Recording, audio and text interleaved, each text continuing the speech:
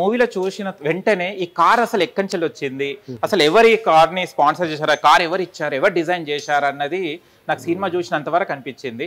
అందుకోసమే direct theatre నుంచి ఇక్కడికి వచ్చేసాను సార్ నేను. థ్యాంక్ యూ అండి. First of all Sujith and DVB ఎంటర్టైన్మెంట్స్కి. ఓకే. ఎందుకంటే అది 80s 2000 మాఫియా బ్యాక్డ్రాప్ అనేసరికి ఆ వింటేజ్ వెహికల్స్, ఆ వింటేజ్ లుక్, పవన్ గారు చూసారు ఆ వింటేజ్ లుక్, ఓకే, ఆ ఓల్డ్ పాత హీరోలు గుర్తొచ్చేసారు.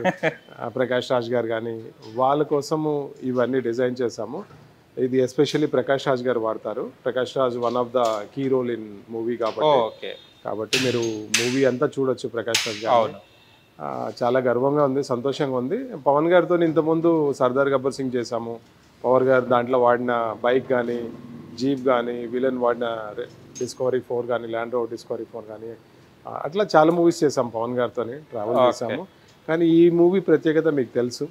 After becoming deputy CM and the most happening and చాలా ఇప్పుడు పవన్ గారు మీకు తెలిసిందే. ఓజీ ఇప్పుడు రిలీజ్ కావటము వన్ ఆఫ్ ఇట్స్ అన్నీ మీరు చూస్తారు, వింతలు చూస్తారు.